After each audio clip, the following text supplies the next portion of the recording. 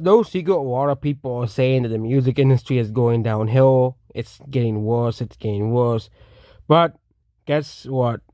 The songs and the critically acclaimed pieces of mediocre trash did not actually reach the top 10. So you did not know there were supposed to be two artists that took over the summer of 2024. It was, this was going to be the new music meta, the new music meta. Okay, not saying that all of these songs are good or not. I'm not gonna put my opinion on any of these songs because I don't want to. I don't have to. Okay, but these are the top 10 songs of the summer. I Had Some Help was the number one song. Bow Song Tipsy was number two. Not Like Us was number three. Not too surprising. Those songs were constantly in the top 10 songs of Billboard. Espresso, that one was also that was also a song that was always in there.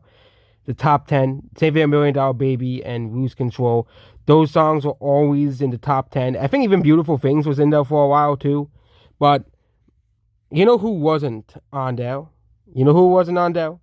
Charlie XCX, Chaperone.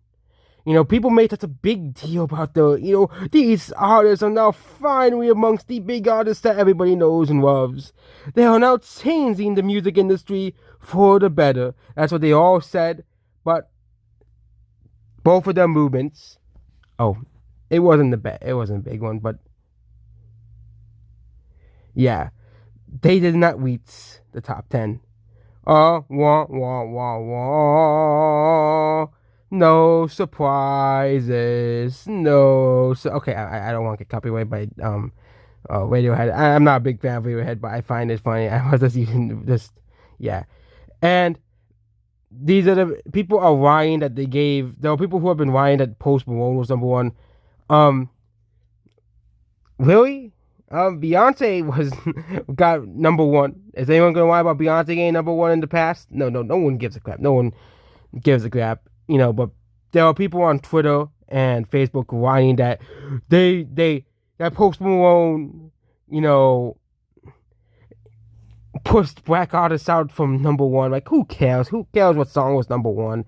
But there are people who have been whining that Chapo didn't reach the top 10. Why? Because her songs only appeal towards a small group of the population. Totally not that. Like, obviously, she appeals to the same people who listen to Billie Eilish, which obviously there must be a massive audience for her music because she's now number one. She had 100 million monthly listeners, so I guess there's something about Billie Eilish's music.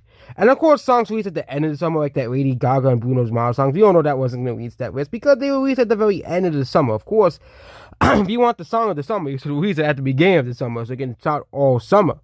Okay, but it is pretty funny that Charli XCX and Chapo did not have a single song in the top 10. And they were saying that they were going to take over the summer. They were going to have the songs of the summer. Okay. I'm not going to put my opinion. I think I would put my opinion out there. Oops, sorry. But, country has definitely made a comeback 100%. As this year and last year, the songs of the summer were both country songs.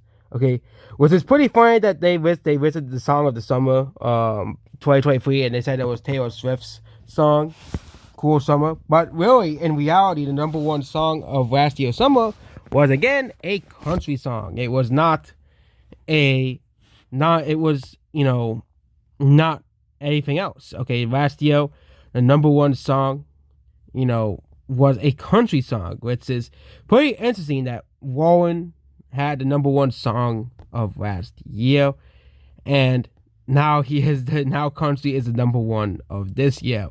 So that means for the people who hate country, well, guess what? Country is now a number one song of the summer once again, according to Billboard. And Billboard uses their data from the Billboard charts, so Billboard is very, very accurate when it comes to, because they do radio, they do all the streaming, they do all of the album sales, song sales as well. They go by that, and of course Spotify has those songs of the summer. They There's like the most streamed songs of the summer. That's all they did. But it seems that Billboard never gave Charlie XCX and Chapo the top 10 songs of the summer.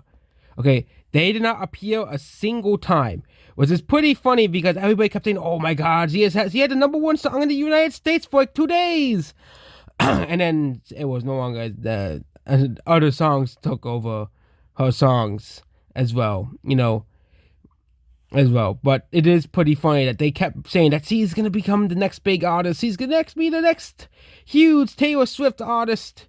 And the only and I'm gonna say this, the only reason they are saying this is because she's a part of the alphabet community.